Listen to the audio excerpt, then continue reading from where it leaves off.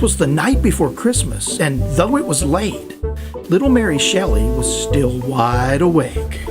Hopped up on cookies and sugar and spice, she was binge-watching movies starring Karloff and Price.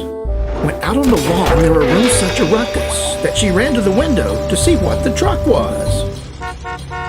Nearby in the woods on an eve cold and clear, Pop Shelley was out in the snow hunting deer. When he caught something move near the edge of his eye, he blinked, then he saw it, up there in the sky. He heard a droll little chuckle and a quick ho-ho-ho. Then he peered through the gun sight, and what do you know? Lined up in succession like a penny arcade were 8 tiny reindeer and a little red sleigh. He took a deep breath and shook off a shiver, and closing one eye, he squeezed on the trigger.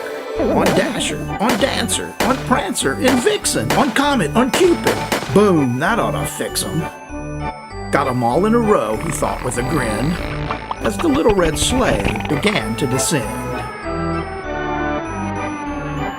Down past the porch and the top of the wall, he watched an explosion erupt near the mall. Well, back at the house, Mary too heard the crash, and she knew in her heart there was no dog in the trash. In her blue footy PJs, she dashed across the lawn. Christmas Eve was just starting. Santa couldn't be gone. It may have been Yuletide, but it looked Halloween. Or that's what Mary thought when she arrived at the scene. 'Cause strewn across the breast of the new-fallen snow were antlers and torsos and a glowing red nose. But who was the culprit of an act so de trop? When did you learn to speak French? Came the voice of her pop. She ran to him crying, "Papa, look what they've done!" But she pulled up short when she noticed the gun. She couldn't believe it. Her daddy had killed him. But she had the technology. She could rebuild him. So she gathered the pieces without losing her luncheon and took them back home to her Fisher-Price dungeon. Then she rigged up a windmill to her computing machine. Hey, she could save Santa and still be green.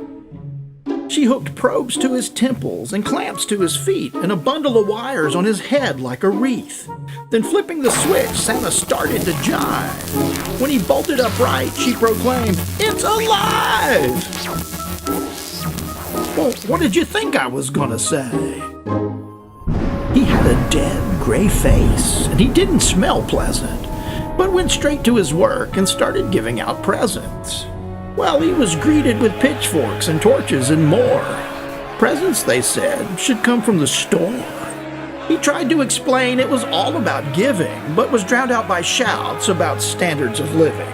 "I've got 2 kids in a posh private school." About giving my foot, now that's just being cruel. He tried explaining once more, but time was a-wasting, so he took for the hills before they all started chasing. But I heard him exclaim ere they gave him the hook, "Happy Christmas, little Mary. You know, you ought to write a book."